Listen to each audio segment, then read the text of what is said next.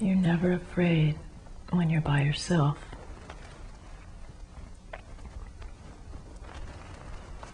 You might be afraid of your own thoughts.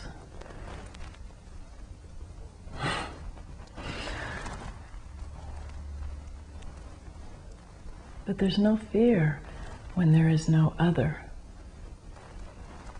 And there's peace when you're rested as yourself.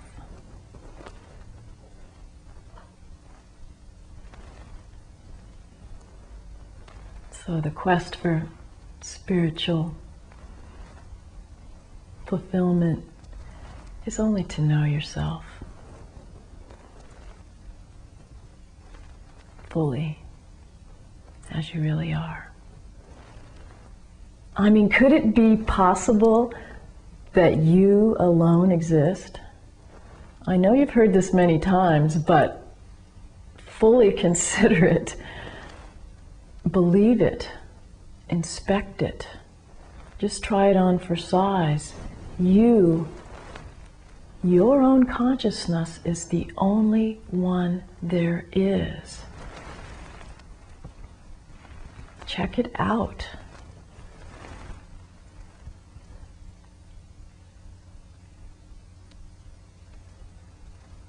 When all else is not, you are still there.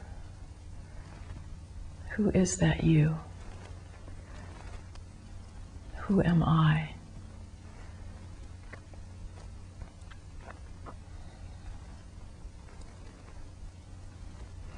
This is the only way we'll ever rest in peace, because you yourself are the peace of silence, of self. Perfectly silent, nothing going on except this pure existence, this pure consciousness, this awareness that has no objects. It's always there for you, and that's all there is. This is how you find the one. You are the one, the self. People like to hear the words, and yeah, it's okay, but you must pursue it to the end so that you know it as yourself. As yourself. You are the one. Now, obviously, I'm not talking to a human form. That could not possibly be the self, the one.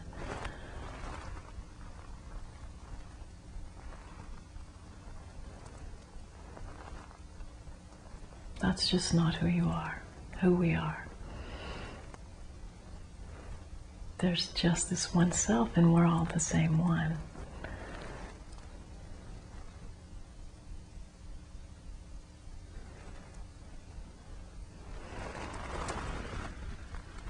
Now, one way to gain access to this knowledge is simple, and it's simply to recognize that every single thing that has ever occurred has occurred to you. That's it. Not to anyone else. All those anyone else's are occurring to you. Ponder this. A human being doesn't understand this. A human being can't get it. Oh no, obviously not. I'm not all there is. And everything's not only occurring to me. Look at all these other people. They all have their own experiences, you know, which are real for them. Those are bits of knowledge you don't need in your quest for realization. You need to look at what is true for you. That's really the only truth you know, and the only truth there is is your own experience. That's it. And you've got to admit that everything that has ever occurred has occurred within your own awareness and your own consciousness. That's all you know. You don't know what anybody else is thinking, feeling, doing, or experiencing. And all those anyone else's are within you. Just like all the anyone else's in a dream.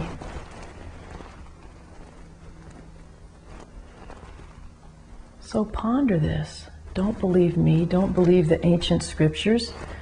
Find it out for yourself, what we're pointing to. It's not a matter of belief. It's a matter of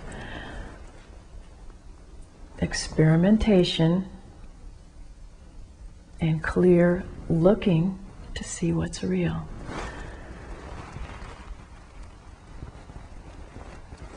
But you will know peace when you understand that you alone exist. It's not selfish. It's only the self. Because beautifully and wonderfully, who you are is the very same as who each one is. And so to find the truth, know yourself.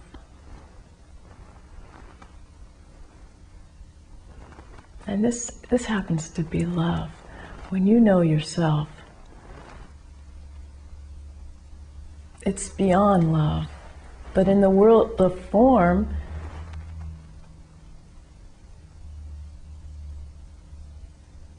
love is natural.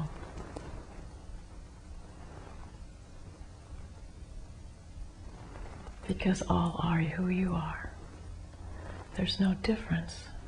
Love sees no difference.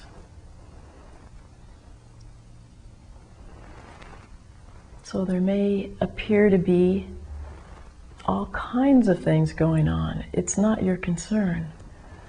You may seem like you're an ant, you may seem like you're a person, you may seem like you're a God, and you will seem like you're all of them at some point.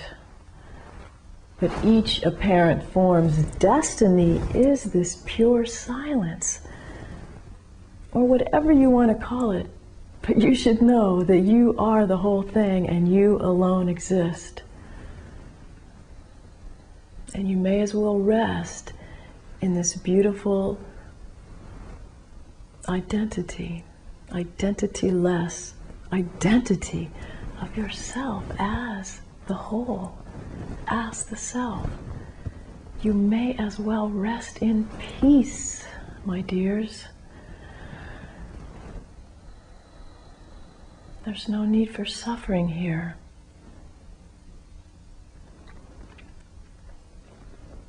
If suffering appears to go on for you,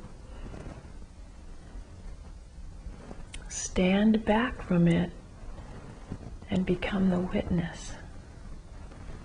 Because like I said, everything has always arisen in you.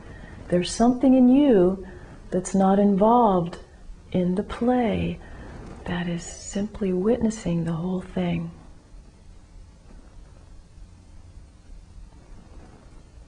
Stand back from the creature that seems to be yourself at some points and become this bigger picture, this witness of all that arises. Because you have been the witness.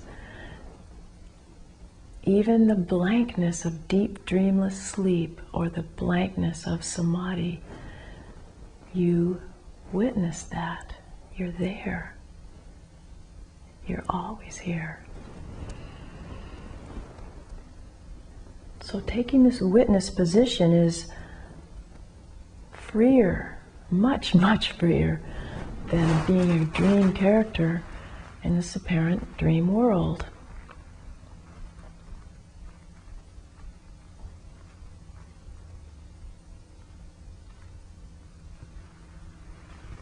And freer than the witness is the pure self, which witnesses nothing.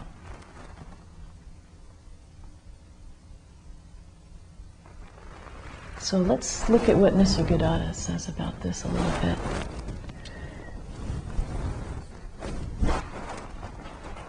He was a great and feisty sage who taught quite the same truth as Sri Ramana Maharshi.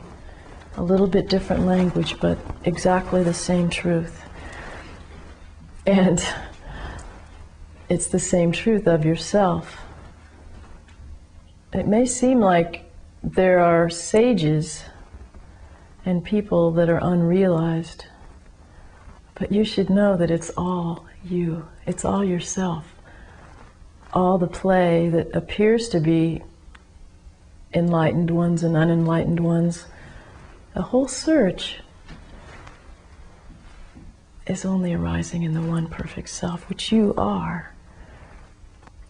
And so, when you read and hear words from sages,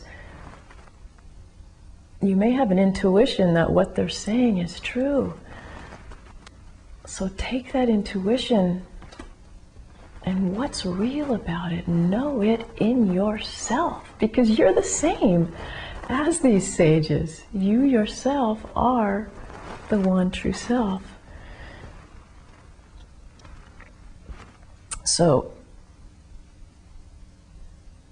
the aspirant asked Sri Nisargadatta, how does the person come into being? He says, exactly as a shadow appears when light is intercepted by the body. In other words, there's a shadow from a human body. So does the person arise when pure awareness is obstructed by the I am the body idea.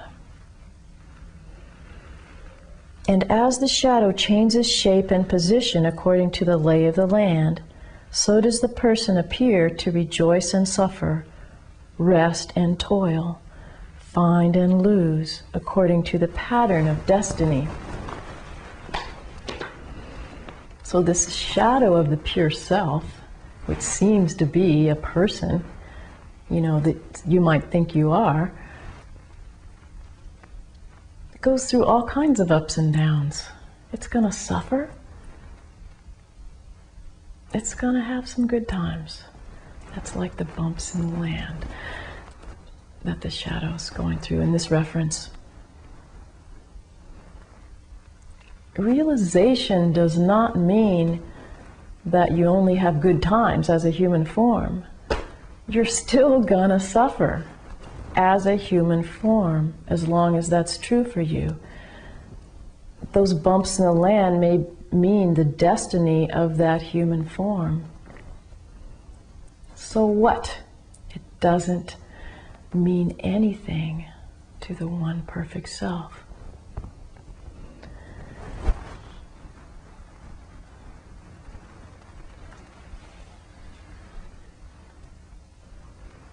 So he goes on, the questioner then says, then what is action?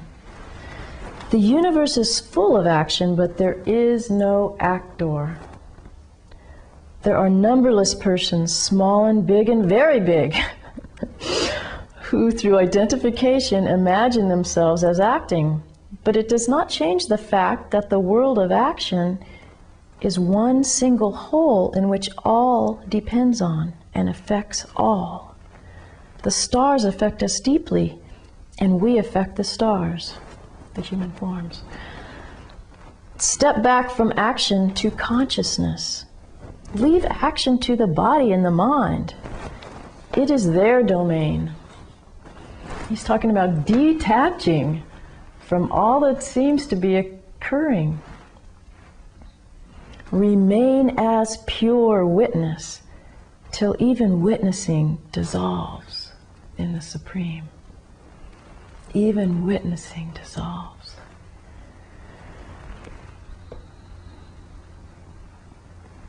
And then the questioner later asks, when you say I am the state beyond the witness, in other words, when the witnessing dissolves, then Nisargadatta admits he's not even the witness. He is this pure, pristine consciousness in which there's not even witnessing occurring.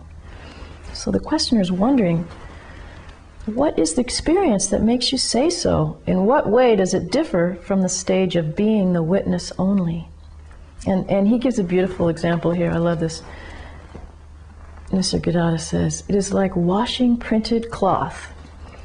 And this must be Indian cloth, which isn't as fixed as a modern technology cloth.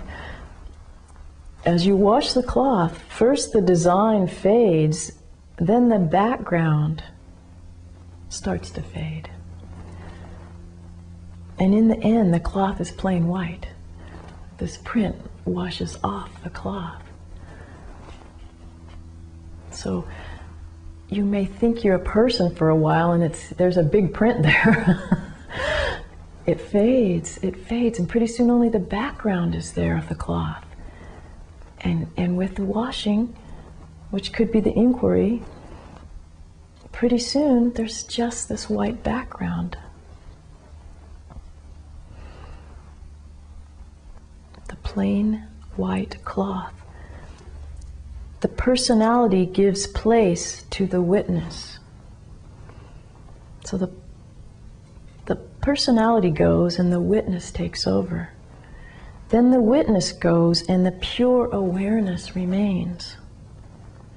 The cloth was white in the beginning and is white in the end. In other words, there's really only the cloth the whole time.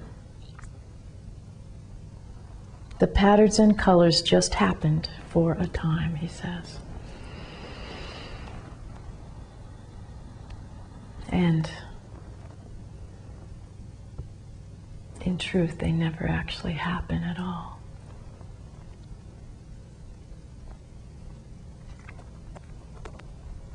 The questioner asks, can there be awareness without an object of awareness?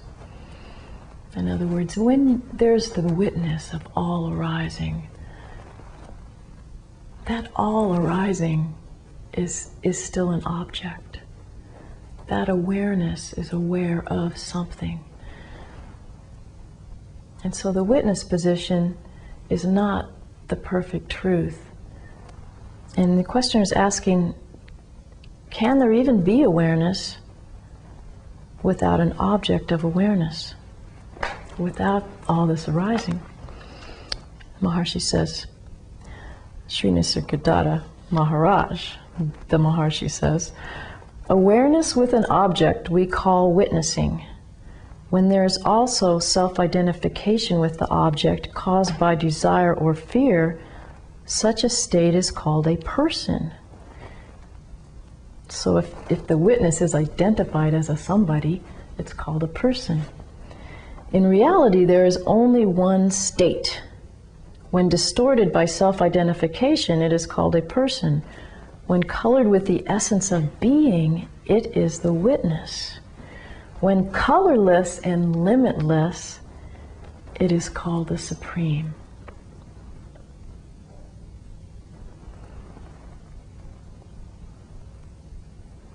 Colorless, no print on that cloth, limitless, we call the self formless. These are descriptions of what it's not, but know what it is for yourself with this inquiry.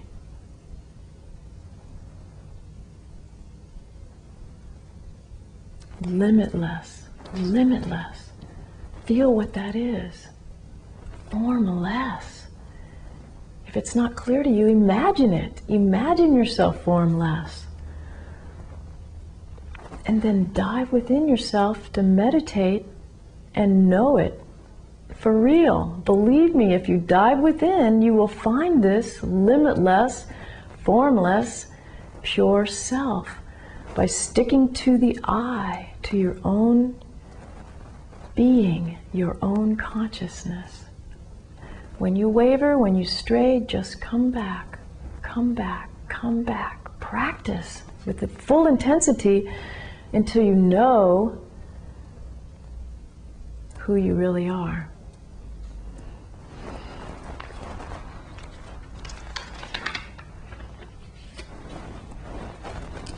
So the person asks, how am I to reach perfection?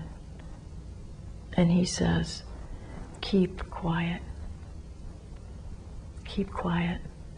This is the same instruction Ramana Maharshi has. Be still. Keep quiet. Don't run off with your thoughts. Come back. There's a silence at the core of your being that is so blissful. When you start to know it, you won't want to leave it. And as a person, he goes on to say, do your work in the world, but inwardly keep quiet. Then all will come to you. Do not rely on your work for realization. In other words, nothing you're going to do in the world makes any difference, really. Your practice makes a difference. But your body is going to do what it does. Keep quiet during all your apparent actions as a human form. They don't affect who you really are. So these actions may profit others, he says, but not you.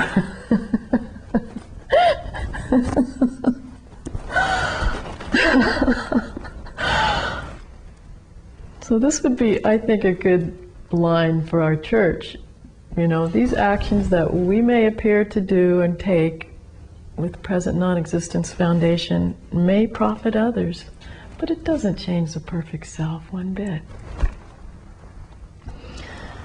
Your hope lies in keeping silent in your mind and quiet in your heart.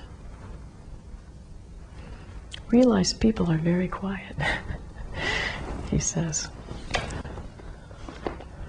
Well, some are and some aren't outwardly, but inwardly always quiet.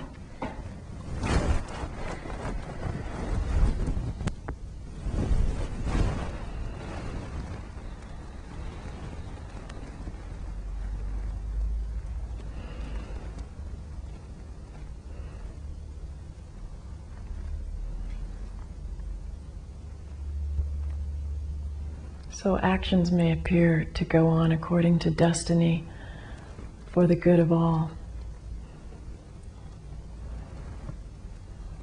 for the sake of the self.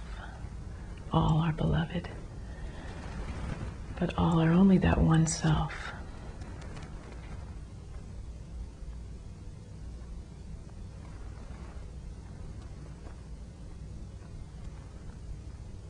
And really, the only obligation of sages is to abide as the self. And that's all that really ever goes on.